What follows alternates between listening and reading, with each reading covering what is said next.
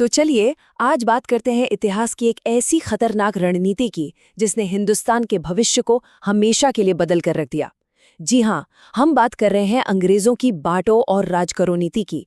ये सिर्फ इतिहास का एक पन्ना नहीं है, बल्कि एक ऐसी विरासत है जिसकी गूंज आज भी हमारे समाज में सुनाई देती है। तो आखिर ये बांटो और राज करो की नीति थी क्या? देखिए, इसका मकसद बहुत सीधा था, लेकिन उतना ही विनाशकारी। वो ये कि भारतीयों को आपस में ही बांट दो ताकि उन पर राज करना आसान हो जाए। ये कोई अचानक लिया गया फैसला नहीं था, बल्कि इसके पीछे एक बहुत गहरी सोची समझी चाल थी। आज इस पूरी कहानी को हम 5 हिस्सों में समझेंगे। पहले इस रणनीति के असली मकसद को जानेंगे, फिर देखेंगे कि इसे लागू करने के लिए कौन से तरीके अपनाए गए।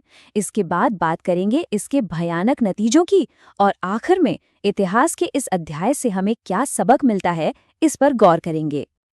तो सबसे पहले ये समझना जरूरी है कि इस पूरी रणनीति के पीछे की सोच क्या थी। देखिए, ये कोई अनजाने में हुई गलती नहीं थी, बिल्कुल नहीं।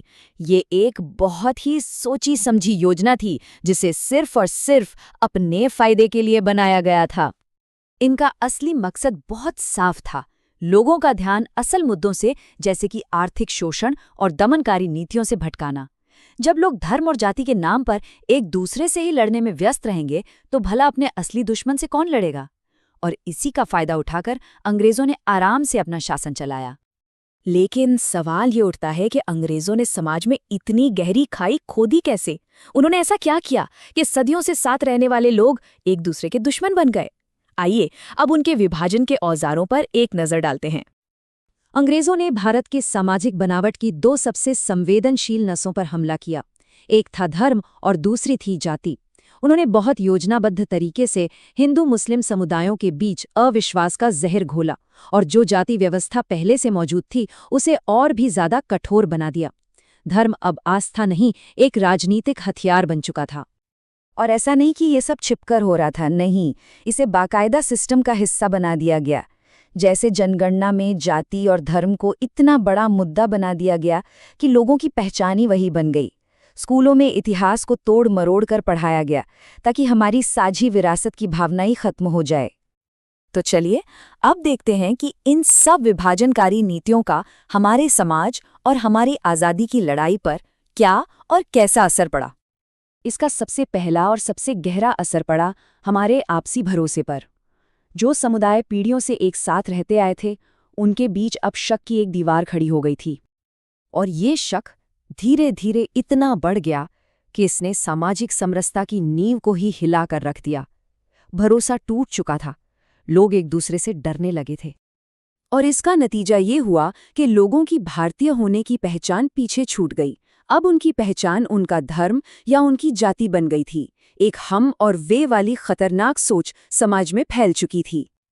अब जरा सोचिए, जब समाज ही अंदर से इतना बटा हुआ हो तो आज़ादी की लड़ाई पर इसका असर पड़ना तो तय था। हमारे नेता आपस में बट गए, एक साथ मिलकर लड़ने की जो ताकत थी वो बिखर गई। सच तो ये है कि इस अंदरूनी फूट ने हमें किसी भी बाहरी ताकत से कहीं ज्यादा नुकसान पहुंचाया। और अब बात करते हैं इस बांटो और राज करो की नीति के सबसे दर्दनाक, सबसे भयानक अंजाम की। एक ऐसा जख्म जो आज तक भर नहीं पाया है। साल था 1947 और दशकों से बोए जा रहे नफरत के बीजों का नतीजा था भारत का बंटवारा। ये इतिहास की वो त्रासदी थी जिसे शायद टाला जा सकता था अगर हम बटे हुए न होते। बंटवारे की जो कीमत चुकानी पड़ी वो बहुत भयानक थी। ये सिर्फ जमीन का बंटवारा नहीं था, लाखों लोग बेघर हो गए, अनगिनत जानें गईं, और समाज पर ऐसे गहरे घाव लगे जो आज तक महसूस होते हैं। भारत पाकिस्तान के बीच जो कड़वाहट पैदा हुई वो भी इसी की देन है। और सबसे चिंता की बात यह है कि उस दौर में जो विभाजन का जहर घोला गया था, उसका असर आज भी हमारे समाज में मौजूद है।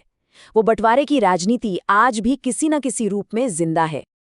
तो इस पूरे विनाशकारी अध्याय के अंत में ये समझना बहुत जरूरी है कि इतिहास की इस ट्रेजेडी से हम क्या अहम सबक सीख सकते हैं। तो सवाल यही है, हम इस सबसे क्या सीखते हैं? इस पूरी कहानी का सार क्या है जिसे हमें हमेशा याद रखना चाहिए? सीधा सा सबक है, ये नीति इस बात का सबूत है कि जब भी कोई समाज अंदर से बटा होता है तो उसे कमजोर करना, उसका शोषण करना बहुत आसान हो जाता है। फूट ही शोषण का सबसे बड़ा हथियार है। इस पूरे विश्लेषण से जो सबसे बड़ा सबक मिलता है वो शायद इसी एक वाक्य में छिपा है। एकता ही विविधता की असली शक्ति है। हमारी अलग अलग पहचान हमारी कमजोरी नहीं, हमारी सबसे बड़ी ताकत है, लेकिन सिर्फ तब जब हम एक साथ खड़े हों। और आखिर में ये हमें हमेशा याद दिलाता है कि किसी भी समाज की तरक्की का रास्ता बंटवारे से नहीं बल्कि सहयोग और एकता से होकर ही गुजरता है। यही वो सबक है जिसे हमें कभी नहीं भूलना चाहिए।